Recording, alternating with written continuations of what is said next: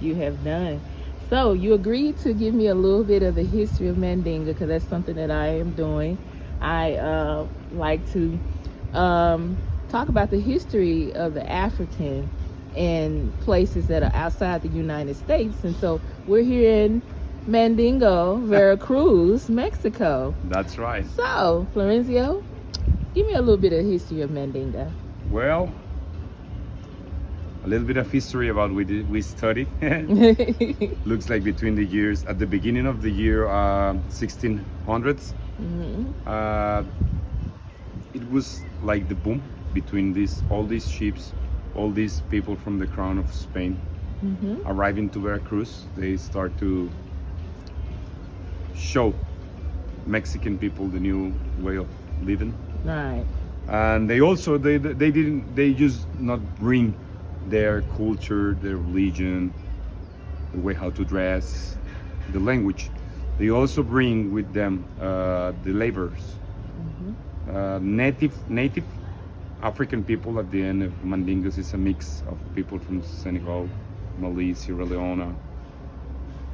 Not so sure, maybe all the places, but for sure they bring all these people with them. So somehow, I'm pretty sure, not that sure, right? But these people realize about it was a complicated life, and somehow they manage how to escape from this reality.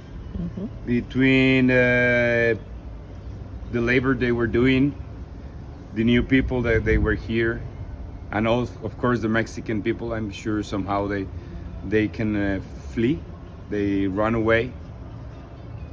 As I told you, maybe driving by car, 20 minutes riding, it's not that far, but by walking or running. Especially in those times. In those times. No telling how long it took them No roads.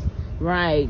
So you just, this was just fields, you know, just the woods or whatever. Woods. No shoes, so, maybe, I don't know, right? But I found that quite of complicated. All these people, they started to settle in this place. As you can see, it's a quiet place. It's a very rich place. It's a rich lagoon.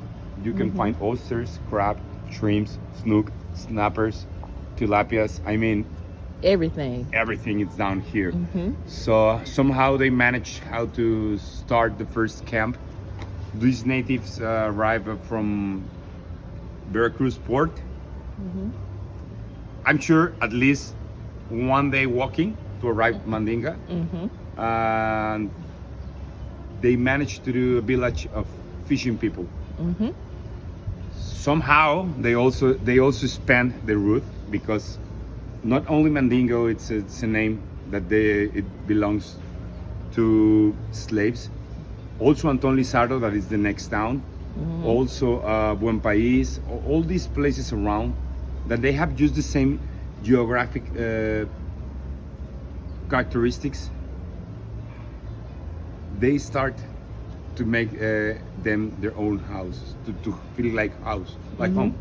Yeah, they started to form their own community. That's correct. And Mandinga was one of those communities that were filled with the Africans that were again from Sierra Leone, Senegal, Gambia, Mali, Sierra Leone, Burkina Faso, Costa de Marfil. When you told me Burkina Faso, I was like, wait.